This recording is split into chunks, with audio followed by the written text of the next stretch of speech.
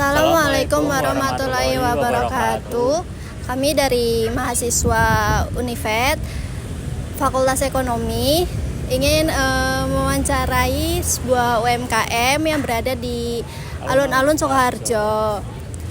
UMKM tersebut ini soto Lamongan, punya Bapak Ferry. A few minutes later. Assalamualaikum warahmatullahi wabarakatuh. Waalaikumsalam warahmatullahi. Di sini kami dari Universitas Veteran Bangun Nusantara ingin mewawancarai Bapak dengan mata kuliah etika bisnis. Dan sebelumnya kami ingin bertanya sejarah usaha soto Bapak ini awalnya bagaimana dan memulai awalnya seperti apa?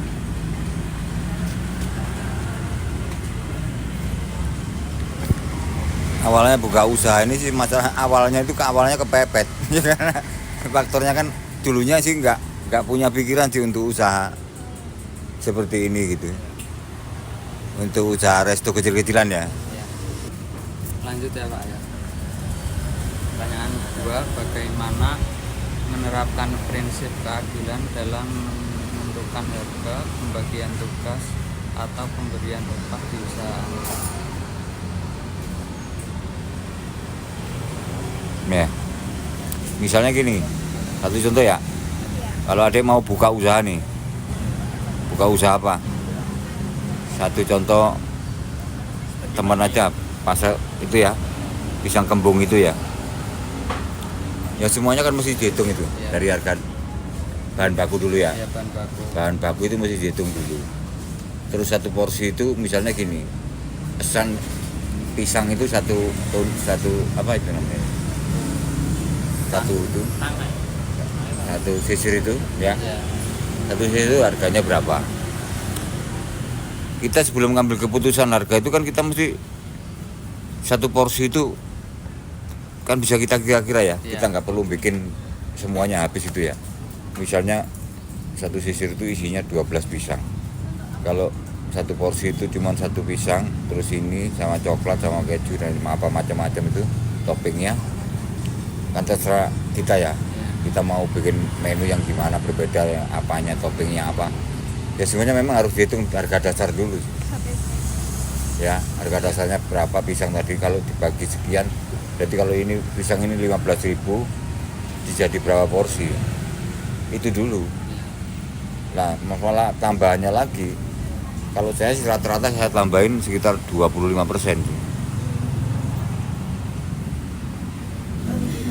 Lanjut ya Pak. Bagaimana Anda memastikan tidak mengambil keuntungan berlebihan di saat terjadi lonjakan permintaan atas produk atau jasa yang Anda tawarkan? Ini kalau saya sih jualan kalau gitu masih standar aja itu. Standar. Yang istilahnya begini kan, penjual itu kan kadang-kadang misalnya gini, pada waktu rame karena orang banyak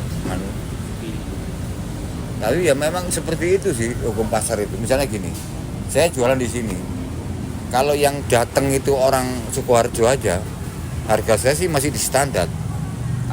Ya misalnya kita pasang harga 10.000 ya udah 10.000 aja. Tapi beda lagi kalau yang datang itu orang Jawa Timur, lagi lewat, lihat promosi tulisan saya, dia mampir. Saya nggak pasang harga 10.000 ya. Karena kan saya tanya dulu sambil, kita kalau dagang kan mesti tanya, Mas dari mana, sampean rumahnya di mana kan gitu. Oh enggak Pak, ini tadi lewat-lewat mau dari Solo terus lewat Sukoharjo mampir tuh. Tadi pas lewat di lampu merah melihat tulisan, dia mampir. Ya tak tariklah 15.000. Karena di kesempatan gini kan. Intinya pada orang jual ini gini. Kalau yang sering balik jangan ditekan, harganya jangan dinaikin. Kan kalau orang Sukoharjo terus kan yang datang kan itu aja. Kita kan bisa melihat ini kalau orang jualan tuh. Sampai datang sekali hari Minggu. Saya ingat ini. Kalau masakan saya enak, sampean pasti akan datang lagi. Tapi kalau nggak datang lagi berarti masakan saya nggak enak, nggak keterima kan, gitu. Nah kalau sampai datang lagi, saya pasang harga 10.000.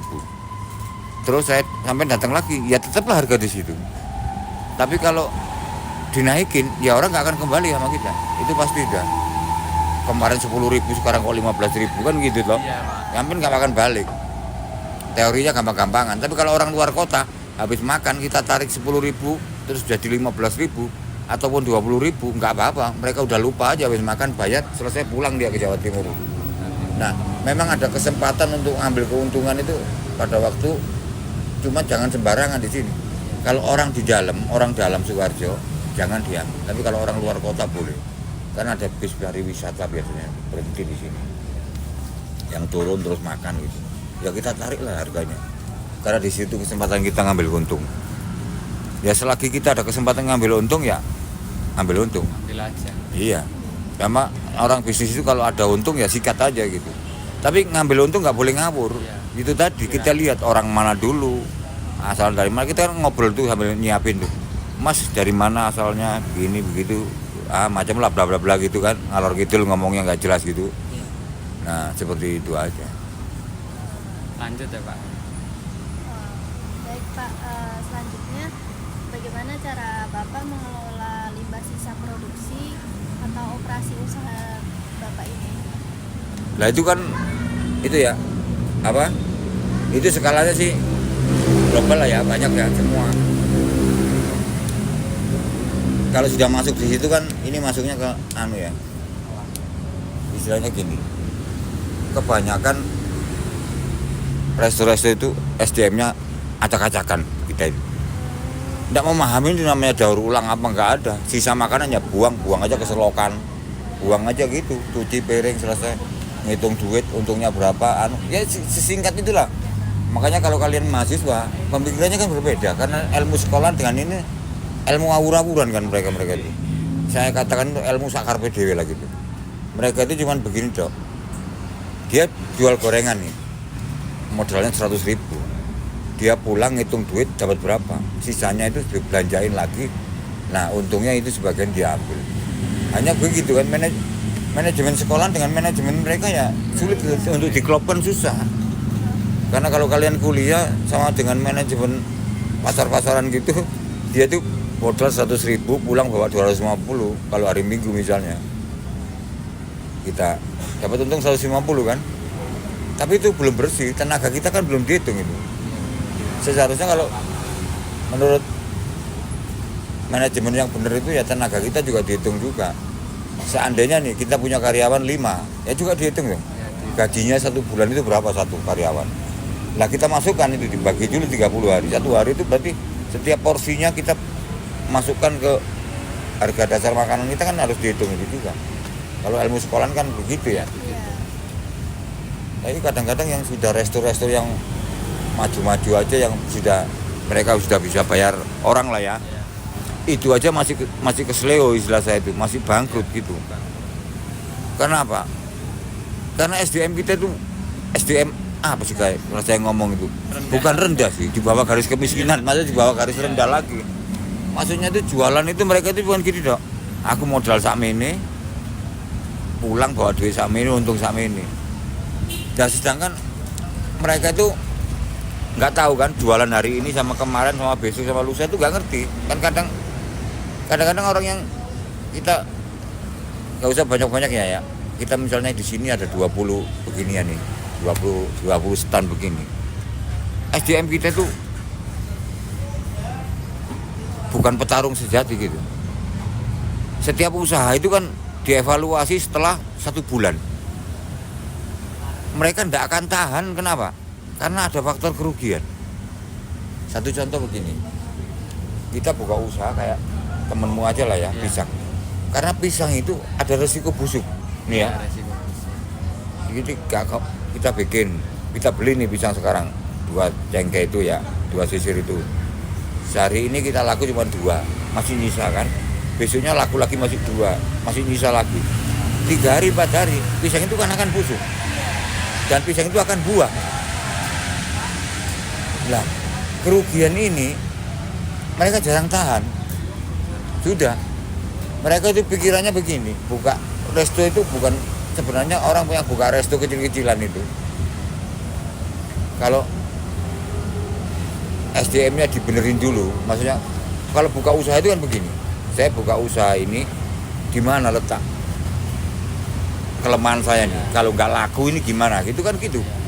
Nah, kalian ini mahasiswa ya, didiknya dari situ itu. Kalau misalnya di ekonomi itu ada fakultas manajemen apa aja sih, ya kan? Planning Macam-macam lah ya di situ ya. Bahkan bagaimana mengorganisir, bagaimana menciptakan sumber daya. Yang penting sumber daya kita itu gini, kita mau jualan itu dipikir dulu. Misalnya gini, jualan pisang kembung misalnya nih. Kalau jualan es teh itu sebenarnya yang paling enak itu jualan es teh sebenarnya. ya simpel. Simpen, beli cup itu, bikin teh, es, nggak laku tinggal buang, ruginya sedikit, tidak banyak. Paling teh ya 7.000 sama air udah selesai teh. Nah mereka nggak ngitung begitu, mereka nggak akan tahan di sini tuh. Paling 3-4 hari 5 hari buka sepi loh. Lah menciptakan, karena UMKM itu kan berapa ya? Hampir 60% PDB ya, Iya. menopang di Indonesia ya. Itu sebenarnya mereka itu cuma pemerintah itu kayaknya goblok-goblokan aja yang di Menteri UMKM itu. Maksudnya bukan masalah apa. Pertama juga mereka faktornya modal. Kadang-kadang mereka itu modelnya utang bank, Iya. operasi yang cicilan itu loh, yang tahu ya, Iya tahu. yang disobekin itu kan rentenir perintah darat nemen itu. Tiap hari mereka harus seminggu sekali atau apa. Nah faktor modal dan lain sebagainya itu kan. Tapi yang terpenting itu tadi, kalau mau menciptakan satu masakan, dipikirkan dulu risikonya. Karena gini, kita buka usaha itu nggak langsung laku loh. Orang itu mesti ngicipin dulu. Nah, terus misalnya gini, setiap pengusaha resto kecil itu, ibu-ibu itu, untuk jadi ikut GrabFood, ShopeeFood dan lain sebagainya, kalian kan yang ngajarin, Bu, gini Bu, dalam daftarnya nyiapkan menu di katalog di itu. Nah, mereka itu hampir jarang yang bisa daftar sendiri itu. Mereka masih manggil orang juga mereka masih harus bayar dulu. Nah, seperti itulah. Ayo lanjut. Bagaimana lanjut pertanyaan selanjutnya, dampak apa yang Bapak rasakan pada saat nilai dolar meningkat dan bagaimana Bapak mensikapi di era sekarang? Nah itu kalau sudah dolar-dolaran gitu saya jadi sebenarnya nggak ada. Kalau usaha kecil begini itu Kurang ya. nggak pengaruh sama sekali sih menurut saya, Jim. Ya cuma sebagian kecil aja, misalnya ada harga yang sedikit bergeser naik itu paling 1.000-2.000. Saya juga nggak terlalu berpengaruh. Tapi kalau yang mereka yang besar, yang ekspor impor dan lain sebagainya, ya mungkin itu. Kalau di keuntungannya itu berpengaruh? Kalau di keuntungan itu, kalau ini soal makanan itu, di keuntungan itu tergantung kita makanan apa yang kita jual, yang kita pilih, gitu aja.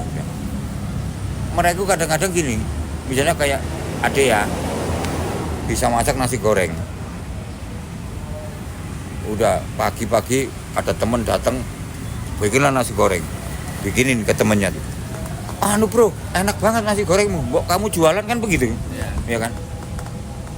Sudah dilem 1 orang 2 orang aja, mereka udah pada pede kan. Waduh, nasi goreng aja lagi. Nah, milih menu yang tepat dengan resiko kerugian, laku ataupun tidak laku, artinya kita tetap bisa bertahan gitu. Dan untungnya besar. Itu kan nasi goreng. Ya kan? Nasi goreng itu kan apa?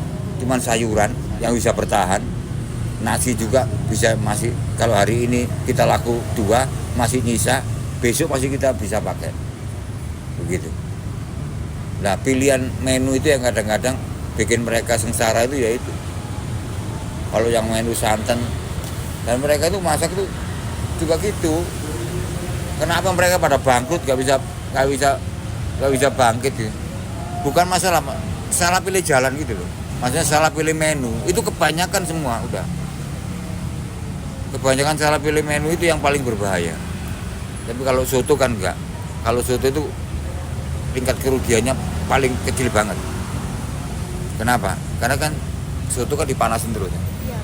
Karena soto itu kalau nggak nginep rasanya nggak enak. Dia mesti kayak itulah nasi apa sayur lodeh tahu ya. Sayur lodeh itu kalau baru nggak enak ya. Tapi kalau sudah nginep 1 hari, 2 hari, 3 hari, tambah lama tambah enak ya. Mungkin gitu. Yuk lanjut.